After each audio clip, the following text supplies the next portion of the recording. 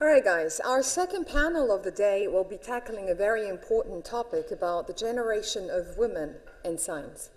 Our panelists are Dr. Mary Mutter, founder and chairperson of UAE Genetic Disease Association, founder and chairperson of UAE Down Syndrome Association, and deputy chairperson of Dubai Cares. Put your hands together for Dr. Mary Mutter.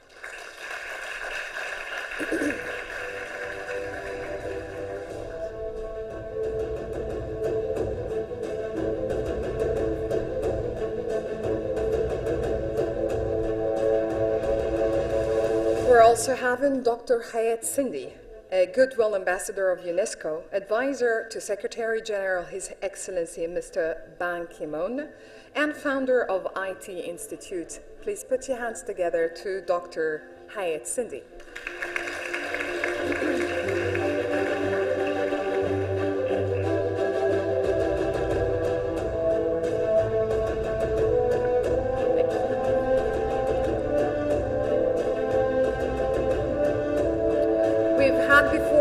Mrs. Sieta Tetanjian, she's going to be our third panelist. Please put your hands together for her.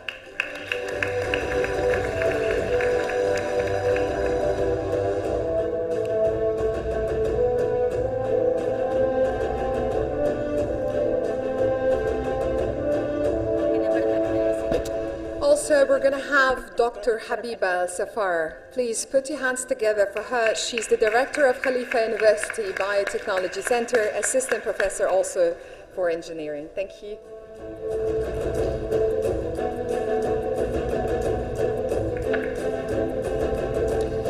Finally, we're going to have the moderator for this discussion, Mr. Walid Aradi, and he's the Chief Executive Officer and Global Leader for Tahsin Consulting. Please put your hands together for Mr. Walid. Thank you.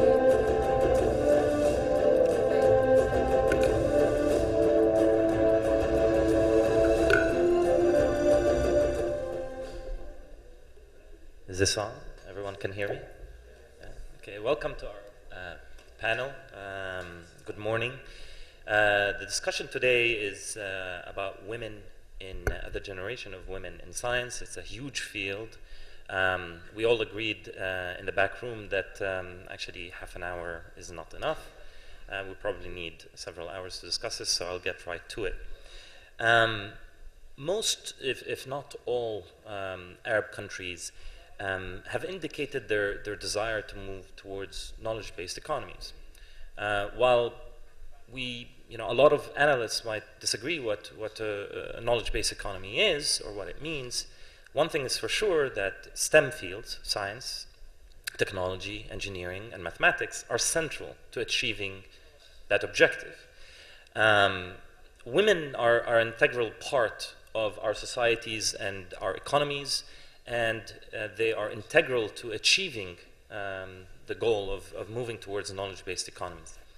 And while we do see fantastic examples of pioneers like our distinguished panelists today, women still face implicit and explicit challenges when entering into STEM fields. To give you an example, the percent of women who are enrolled in tertiary education in most countries in the Arab world, the percent of women is higher than that of men. Yet when it comes to STEM fields, they're actually a very small percentage. And an even smaller percentage end up pursuing careers or starting businesses related to these fields. To discuss these issues and more, we're going to be first talking to Her Excellency Dr. Maryam. Dr. Maryam, can you please tell the audience from your perspective and from your experience, what are some of the challenges that women face? What can be done in order to attract them towards STEM fields? Bismillah ar-Rahman ar-Rahim. Again, it's really my pleasure to be here today, and I'm really honored to be next to a lovely star when it comes to science in the Middle East, Dr. Hayat Sindhi. And we here in Dubai, I think, so lucky to attract such minded here. And for sure, there is my colleague on the panel. When we talk about science, and I believe if you'll go back to the history about science and women, they played a really huge and essential role when it's come to science. So they were there in the field of science community, but the whole challenge was for them to stay or to maintain a leadership position in the science. And if we talk about the challenge between women in science, it's not only in United Arab Emirates or in the Middle East, it's internationally. You can see, for example, we'll go back to Nobel Prize, which is one of the prestigious prize everybody is looking forward as an end goal for any scientist. Majority of them are male. Only 12% of them are female throughout the history of Nobel Prize. So that itself reflects another challenge, that women are still in the field of science are not taking a leading position. Is that because of lack of knowledge? No. Is that because of lack of confidence? No. But what I believe in is that the policy and procedures in all those research center or academia institute are not maintaining a very healthy and well-organized career development for them. So this is one of the challenges, policy and procedure, especially legislation, on a national level, also on an institutional level. The other challenge, being a woman, we are really enjoy our motherhood. We enjoy being wife, being mother. We would like to give really very well and maintain a healthy balance between career and familyhood. But it is not easy. Sometimes it gets difficult. And for women to maintain that healthy balance between her family life and her career life, she should be lucky enough to have the real gentleman who will help her and support her and understand that what she will be doing at work, it will, in the end of the day, will reflect positively in her community, in her family life. So it is the support which she's supposed to get from her family and from the community. And the third challenges, which I believe it is not helping women to be in the leading position in the science field. It goes back. If I talk about I'll talk about United Arab Emirates specifically. We can see that we had an earlier discussion where Dr. Habiba, she said that more than 62% of the graduate of medical colleges and health science colleges are female. But that number doesn't reflect in their career, where you can see even not half of that number are existing. Simply because those positions are not well paid, number one. Number two, it's it's always coming with lack of infrastructure. For example, you are a scientist, you love conducting research, you would like to have a proper, legislation which helps you to maintain the whole a credible approach of research where the infrastructure needed. You need a proper research center and institute which help you. Whenever you are running your research, it can be recognized immediately internationally. So I believe that those are some of the area where are lacking. But again, saying all of that, if we'll see United Arab Emirates in the past, especially in the past 10 years ago, we can see that there is dramatic improvement in supporting knowledge in United Arab Emirates. And seeing women in the leading position for science and knowledge, not because only the government is supporting women, simply because they are the majority of the human resource which are available with strength and are available in the market with strong knowledge and the right certificates. Great, fantastic. I think we're going to delve into a lot of these issues that you raised, which are extremely important in more depth. Dr. Hayat Sindi, I want to discuss your experience. You're involved on a global level on empowerment of women in science. Are there fundamental differences between the challenges that women face in the Arab world and in other countries? or other regions? Bismillah ar-Rahman ar-Rahim. It's a great question. I did a paper in United Nations about empowering of women in science and technology. And I did a study about both boys and girls, their contribution or their grade marks from primary school up to graduation from university. And you see the trend everywhere in the world. We see increased trend in grade mark for boys and girls, but always the girls exceeding the boys. And even with the university, we have more female graduate with maths and science than men. But when we come back, as Dr. Maria mentioned, to the how many Nobel Prize winners of female is only 3%. 17 women compared with 538 men. I think this is a common problem across the world. My biggest challenge for me, yes, we have more women intelligent, yes, we have opportunity for them, but the main problem for me, what is worrying me the most, is they are missing from the leader position in deciding the direction of science. What do I mean by that? If we have women directing an institution or how science should be,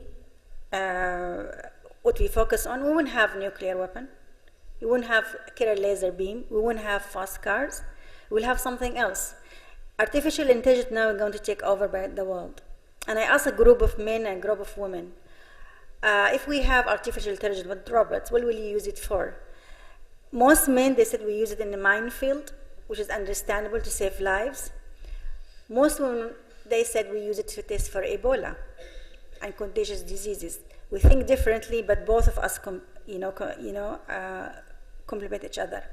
The other challenge for women not to be involved in science and technology is not attractive to them. Most of them, they go and do medicine. Why? Because the way we sell science to them, we sell it dry and boring. So we need to sell the people who are benefiting from science. For example, MRI is a huge technology benefiting patients, benefiting doctors, benefiting communities. So women cannot see the direct direction when they do science or engineering. They prefer to do medicine, and that's a challenge. So we need women to be in the direction of science so they can attract more girls to be a role model for them. And also we need to sell the stories about people using science for young girls rather than the technology itself. But do you think that the challenges that women face in the Arab world are different than in other places? It's not a big difference, because we have here the curriculum for both of them. We have more actually a female in the Arab world studying science and math compared with boys. Actually, no.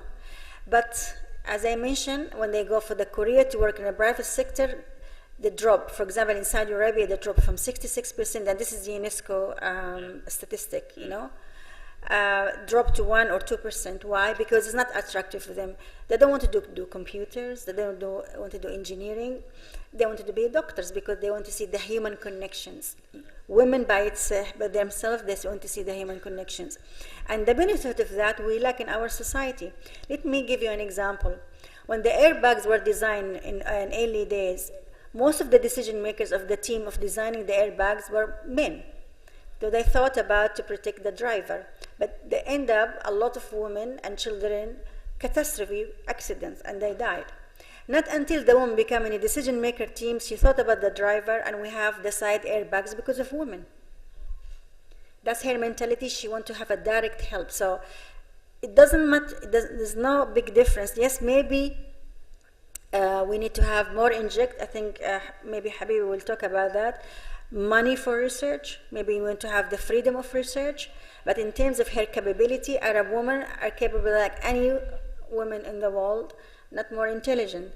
But when I did my study, most women, they like to go directly to have human connection, human touch to help, because that's her nature. That's the way she made up. Fantastic. Before moving to you, Dr. Mrs. Totanjian, I wanted to, kind of leverage your experience because, I heard you earlier say that, you worked in Jordan, or you are from Jordan, and you work here. We saw that there are no differences, or maybe we should have started with you by saying, are there differences between challenges that women face in entering STEM fields between Arab countries? So do you see that there is a difference between Jordan, let's say, and the United Arab Emirates? Well, there are differences, individual differences between the countries. The extent of those differences, we are launching at the center I'm working with a Tamkeen program to enable young Arab women scientists in the leadership field, in science. And part of that would be to do a in-depth study to understand those differences. But some of those differences stem from the stereotyping that is in the textbooks, the social norms. They don't enable the women to go into science so much. My background is not science. I'm a social marketer by practice, and in 1997, I was asked to come in with my marketing skills to contribute to the water sector in Jordan because we had major water issues. And I still record the first meeting I went to, I was the only female on the table. And by being a female there with a couple of engineers, I was handed some papers to photocopy. And I was looking at them, I'm not here to photocopy papers, I'm here to contribute on how we can curb demand, because men look at water from a certain perspective. It was building more facilities, while women are the users of water in the household.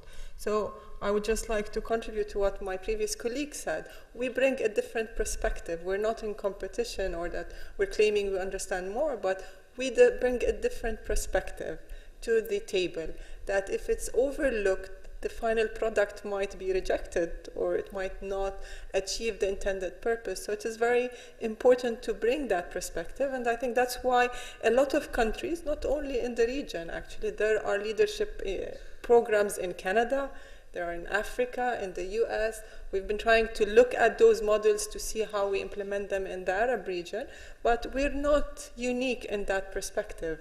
We might have gone on the boat a little bit later than other countries, but we're not unique. Like even if we look at the US, which currently says they're the most advanced and they enable women, they allowed women to vote only 100 years ago. So it is a new experience that as a global citizens we're facing and we're pursuing.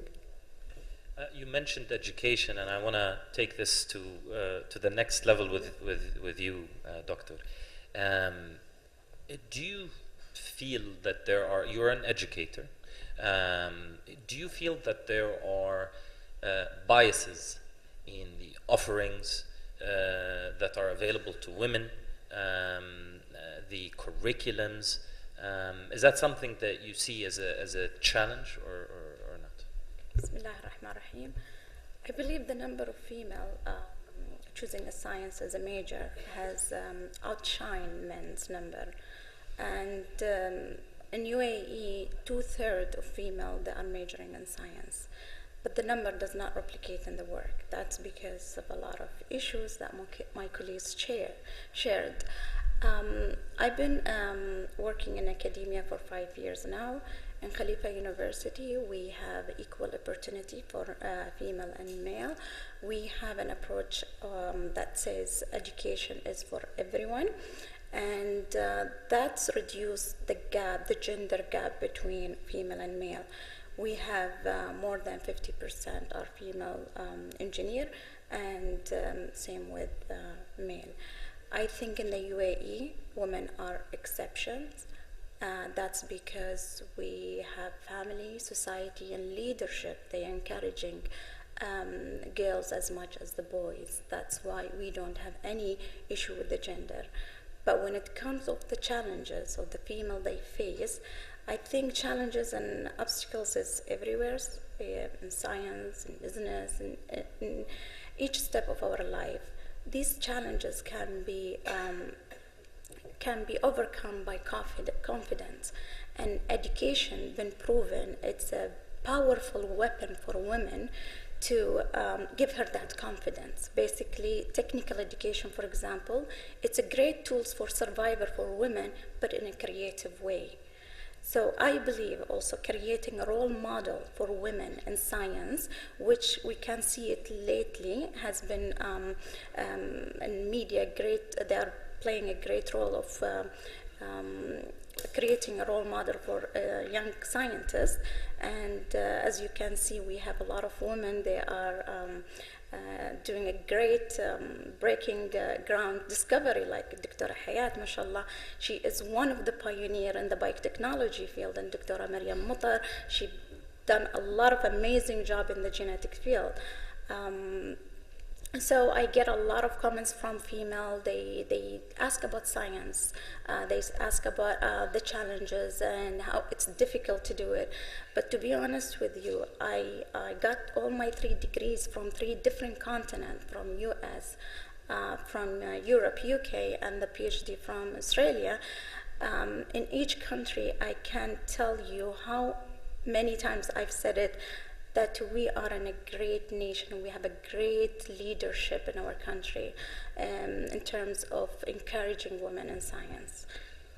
What is the role of university? So you're saying that the situation here in the UAE is an exception, and naturally it has developed over the years. So there are people here from different parts of the world. How, if I'm getting it right, you're saying that the UAE is a model.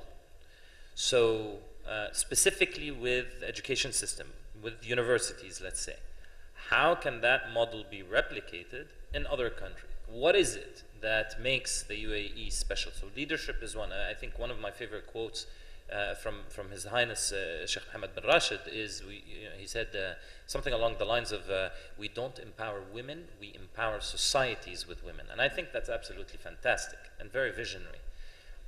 But aside from leadership, which is extremely important, let's talk about the education sector. What can be done and how can it be emulated elsewhere? What I'm trying to do is to go beyond, within the ideals of this conference, which is to move from idea to execution. Yeah. What can be done? Well, as I said before, the number of enrollment of female in science, it's outshine, but the number does not replicate in the workforce, in the research. A lot of things has to be done in the research, such as like a lot of Western countries, they have the money they spend on research is from 4 to 6%, where in this region it's 0.4 to 0.6%. We do have a lot of challenges and lack of centers that are very research oriented. As Dr. Maryam said, the salaries that scientists, they don't make a lot of money basically, and they are not paid very well. So we, on the university side, in order to encourage more research or research career for female, we need to kind of provide an opportunity or excel in the research field by having technical teachings, vocational educations, by having centers, priority list of all the research that has to be done in the UAE. We do have a lot of stuff that we can work on the medical sides, concerns about diabetes, hypertension, cancer. We are a unique population. Not everything has been studied in different populations. It should be implemented here. We need to be creative. As Noor, I don't know if she is here or she left, I think. She said, creative comes from survival. You need to create something to survive, basically. Please. I want to add something here. Thank you, Dr. Habib. I'm a member of 15 scientists or experts within UNESCO to improve the curriculum for STEM for the whole world for girls. So it's interesting, we met a few months ago, and we are 15 from around the world, from Africa, America, UK. I present the Arab world, and from around the world. And we find out education is important. For me, most of the girls around the world facing the same problem, which is confidence. Second is the encouragement from within the family. But the most important thing, which is I introduced to that idea, is the impact. I think Dr. Maria will talk about it now, how I'm going to link what she learned to the impact in society. Why I am encouraging girls and boys to be scientists. What is the point of that? Why I want a lot of number? It doesn't make any difference to me if there is no impact for it later on to impact society. I think we need to have the link or the from the start, how we can have the creative minds, how we inject the tools of creativity and imagination within the young generation, because the outcome of that is innovation, because innovation is power. And that's most of the great countries in the world, why they are so great and strong, because of the power of innovation. And so that's what is the link is missing in most of the our Arab world, is how I link it to the impact. I think we're now trying to create the jobs, create the infrastructure, but we need to work from the start how to link into the impact. Because for me, as I mentioned, I mean, now last September, first time ever in United Nations, all members of states agreed that science and technology should be the key element when you take any political decisions for sustainability. And I've been chosen one of these 10 experts to implement science and technology around the world, especially for developing world. Why? Because with science and technology, I'm talking to you young generation here and the decision makers and whatever, science and technology is the answer to get rid of poverty, hunger, clean water. I need the clean water for children who are dying, millions of them in Vietnam or somewhere in the world because they don't have clean water. I need science and technology for good health, for renewable energy. How many of us, think about electricity every day? Is the great invention ever happened for us? We take it for granted. 2 hours of electricity in rural Africa, it's mean 2 hours of operating theater to save lives. 2 hours for young generation to learn in school. 2 hours it mean for somebody to cook and sell the food and earn money. So sustainability, we need empowering women. Also from science and technology, creativity, entrepreneurship, diverse economy, climate change. So I'm saying now we're thinking about the impact, how much we are destroying the world, and now we are returning back to science and technology. And I know the answer for most of the problem. Don't misunderstand me here, women and science. But the most important thing, how I link science and society from the start. So I need the impact, the link, when I create them, when I give them the tools of imagination as a young boys and girls, 5 years old, I need to see the impact of that in going to prosperous our society. Great, thank you. That kind of raises the question, at least in my head, around the stakeholders. So this is a community, and Dr. Maryam, you said earlier there has to be a bridge between science and community. You are in a unique position because you are a student, you're a physician, you were part of the government, the first Undersecretary of Health, who's a woman in the CDA. Can you talk to me a bit about what roles the different stakeholders can play? Allow me to share with you the whole journey of my career development and how the whole concept of impact to be in mind from the first step would help a lot. When I graduated from the medical college, it was back in 2000. So I mentioned that yesterday. I had a whole dream to be a plastic surgeon. I love myself. I love looking young. My nightmare is the wrinkle around my eyes. So from that day, I was always thinking that I'll empower myself with the knowledge, with the skill, which I will maintain a young Maryam Matar till the age of 103, as you know that we will live, inshallah, till 103, with the strong bond. Anyhow, so when I had my rotation in Dubai Health Authority, I went to Thalassemia Center, and I had to do my rotation only for 2 weeks. When I went there and I saw the feeling and the way parents look to each other when they get their child to be transfused because of a gene which they give him because they didn't screen before getting married, And that itself really was alarming view and scenario in my eyes. So I went back and I did a very brief search about thalassemia. That was back in 2000. And at that time I saw a very successful story which was in Sardinia. They were celebrating 11 years that no single child born with thalassemia. And I went, what a magic stick they had to do and to get that huge achievement. They've done nothing. Simply what they've done, they enforce law. They enforce law that whoever are carrier of this disease, they will not be treated from the from the money from the government. They will not be covered with health insurance, and the church will not approve their marriage. So they need to be fully responsible of treating their child if he will be affected with the disease and born with thalassemia. So I went and I drafted a proposal of two page to my senior in that time in Al Wasl Hospital. And I told them, Doctor, we don't have a legislation which enforce the screening before the marriage only for those people who would like to have a fund from marriage fund, because the government pays 70 dirham for Emirati when they get to marriage with each other. And lots of nice ideas to start campaign with the universities and college, screen the student before they graduate from the college.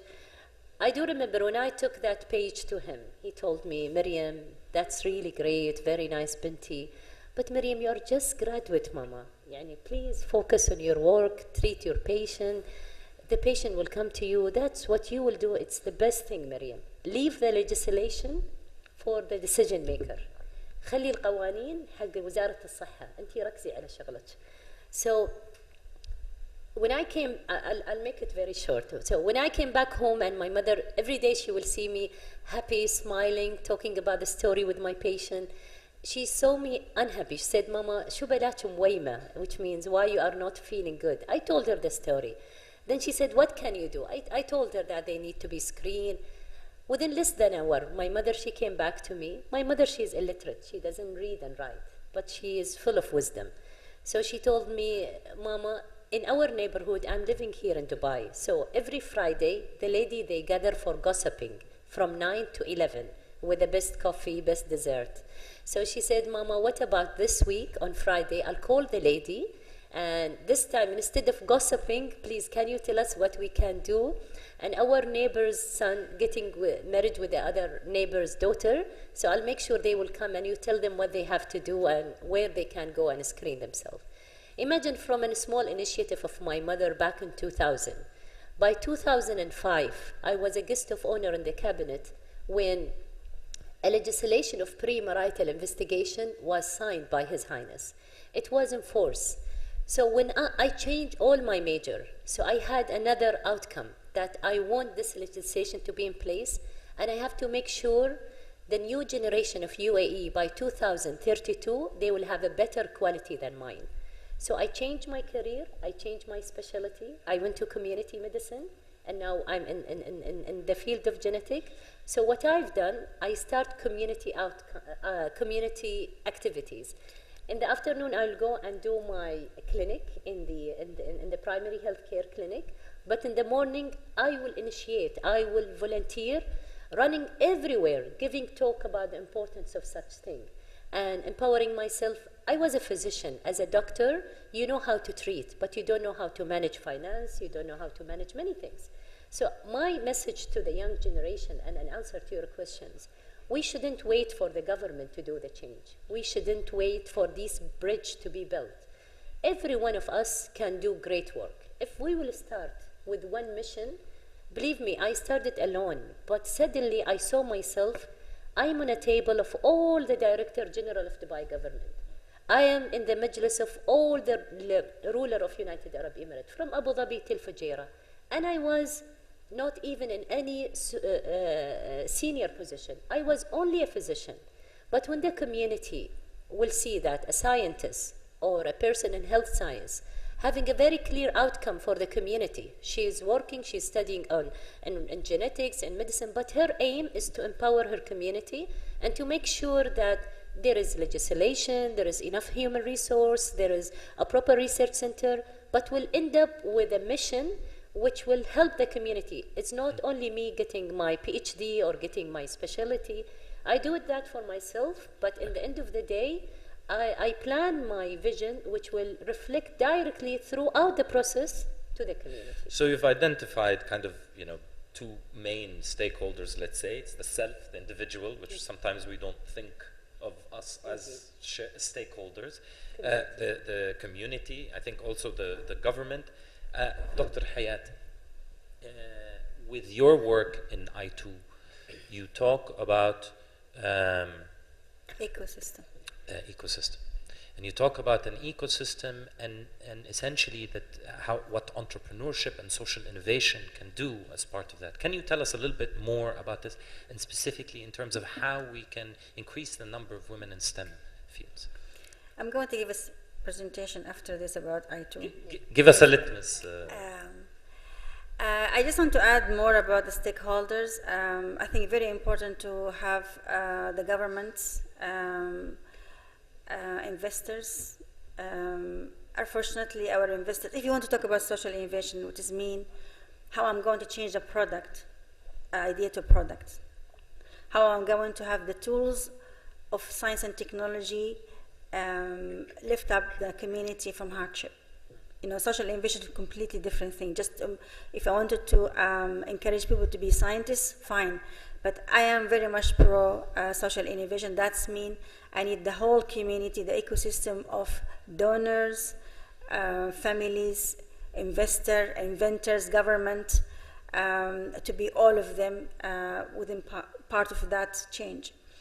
And to be able to increase that, if you wanted to increase the social innovation and empowerment of women, actually we need to give them the means to do that. We need to give them the opportunity, and they need to themselves to have a confidence and believe in themselves. That's very crucial. To be part of the Shura Council, very important to work hand in hand with the science policy. Because that around the world, we suffer, around the world from suffer, that the gap between science and policy is quite huge. And we just produced a report to the Ban Ki-moon, we just handed it to him last week, about the sustainability of science and about how we can reduce the gap between science and policy. Interface is crucial, because it's very important to have scientists or to have medical doctors or part of that world within a cabinet of a government, because the translation of the importance of science, who will do that to the government?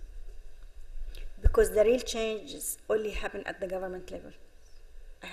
Yes, we have to work on ourselves, but also great decision needs to come from the leadership positions. So what policies would you push for?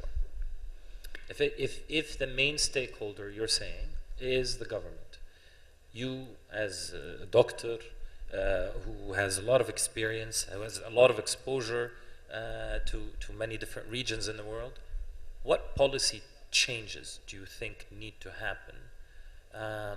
For example, let me draw the example of Saudi Arabia, where you are from. Vision 2030, National Transformation Plan, National Transformation Program. One of the main goals is to increase the percent of women in the labor force from, I think it said 22% to 30%. How do we ensure that translates into women in science? What policies would you? We start with education. We start also with how we attract them. I think a very important point Habiba mentioned. I'm a part of Nifty 50 group nominated by Harvard to go around to inspire young girls to become a scientist. And wherever I go to any school, when I ask them to draw a picture of a scientist, they only draw a picture of an old, bald guy with the glasses. Okay, so the stereotype of Hollywood, stereotype of the freaky geek type of scientist, and it has to be a male, that has to change. So education and inspiring young generation, and also see the impact of that, because a lot of women, as Dr. Maria mentioned and my colleague here, they want to have a career, they want to have an impact, and they have money. What is the point for me to go on something that I doesn't have at the end of the day work for? So policies have to change the workforce for women. Policy change the education for women. policy change to have women more in leadership position and to have take a right for the direction of the role of science? Sorry, but I just, would you potentially come up with quotas? Yes, I want to say. Is that something that do you think? Enforce that. Yeah. So positive discrimination is I will enforce that. Okay. Believe me, if I will have a chance to set one legislation toward women or science especially, not only women, I will enforce a law which will force each profit organization, whatever is nationality, any company who would like to work in United Arab Emirates, do a business, I will not enforce tax on them. I will enforce 2.5% of not their profit, of their income should go back to an organization which supports science, either scientists supporting research or whatever. Every single organization who would like to do a business in United Arab Emirates, 2.5 from their income, not their revenue. Their income should go to the community and specifically to science, because the rest of the community support government will take care of. But that part really will have a huge impact in my opinion. Okay.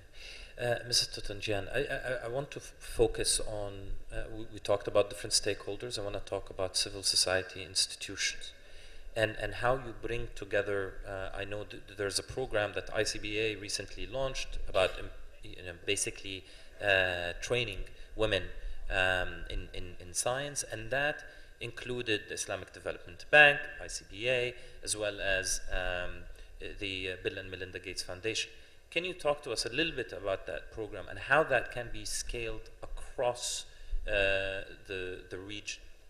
Yes, I will do that, but before that I want to add on you asked about what is it that is making the UAE unique than other Arab countries. If you look at empowering women, you are requiring a shift in social norms. And when you want to shift social norms, you have to address the key influencers in any society. In the UAE, given its size and the uniqueness of it, when the leadership puts a policy and puts a vision, the other key influencers in society move.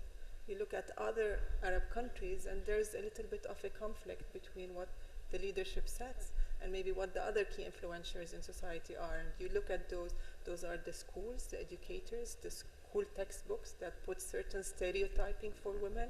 Those are the media and what they relay and how they portray women and in which role models they place them, in which boxes.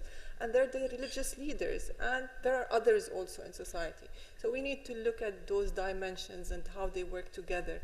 Who influences the opinions and the storylines of the average citizen and creates those social norms whereby if a woman chooses a certain career path, she is either accepting the social norm or she is putting on her back and the back of her family that she's going against the norm, and this creates social pressure. So we need to look at those dimensions. Now, regarding the Tamkeen program, we are launching a program, yes, it's supported by the Islamic Development Bank and the Bill Melinda Gates Foundation. And it is to build on the fact that Dr. Hayat mentioned earlier, women in science, in universities across the MENA region, they are in high numbers. They are even the achievers. They bring higher numbers in school, in marks and in everything. But then when we go into science, for us, our concern is agriculture in terms of science, their numbers grow drastically down. And maybe if they do enter into science, they stay in the low levels of science. They don't move ahead. And agriculture provides the food that we eat, and women have a big stake in it. And they work in the farms as well.